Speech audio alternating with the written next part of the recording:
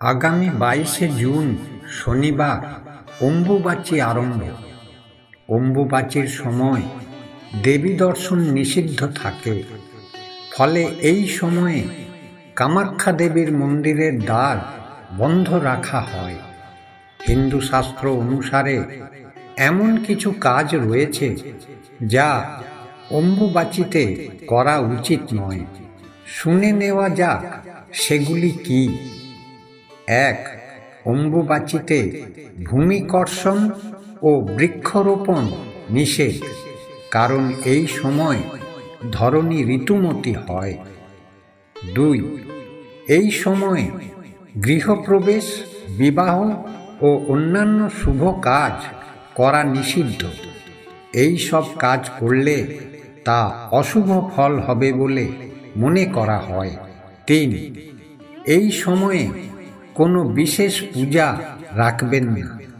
তবে কোনো বছর যদি এই সময় জগন্নাথ দেবের রথযাত্রা পড়ে, তবে তা নির্দিষ্ট নিয়ম মেনেই হতে পারে, কেননা এই সময় নিত্যকর্ম হবে, কাম্যকর্ম হবে না।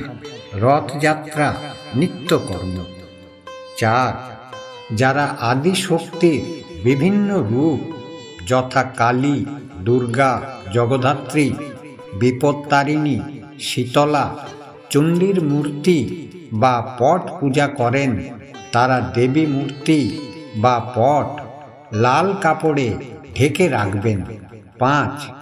পূজার সময় কোনো মন্ত্র পাঠ করবেন না, কেবল ধূপ দীপ দেখিয়ে প্রণাম করলেই হবে। 6. অম্বুবাচীতে ভুলেও মূর্তি বা পট স্পর্শ করবেন না। অম্বুবাচীর নিবৃত্তির পর আচ্ছাদন খুলে আসন ধুয়ে দেবীকে স্নান করিয়ে পূর্বের মতো পূজা ও আম দুধ নিবেদন করবেন। 7. তুলসী গাছের গোড়া এই সময় মাটি দিয়ে উঁচু করবেন।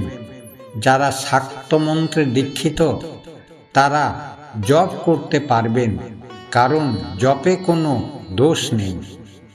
8. অম্বুবাচীতে গুরু পূজা চলবে। গুরু যদি নারী হন, অর্থাৎ গুরুমা হন, তাহলেও পূজা চলবে।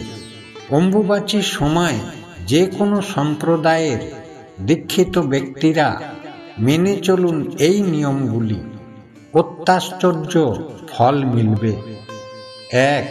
অম্বুবাচীতে গুরু প্রদত্ত নিজ ইষ্টমন্ত্র যত বেশি সম্ভব জপ করুন। 2. অম্বুবাচীতে সৌভাগ্য কুণ্ডের ধারে গণেশ বিগ্রহ দর্শন করুন ও ভক্তিভরে পূজা করুন। সৌভাগ্য কুণ্ডের পশ্চিম পাড়ে বিধিপূর্বক স্নান ও তর্পণ করুন।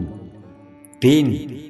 অম্বুবাচীতে বিধিপূর্বক অগ্নি স্থাপন করে নিজ ইষ্টমন্ত্রে হোম করুন। 4.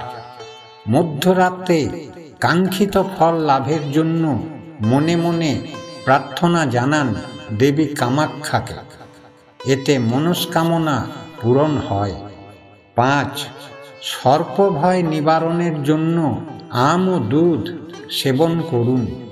এই সময়ে আম ও দুধ খেলে 1 বছর সাপের ভয় থাকে না।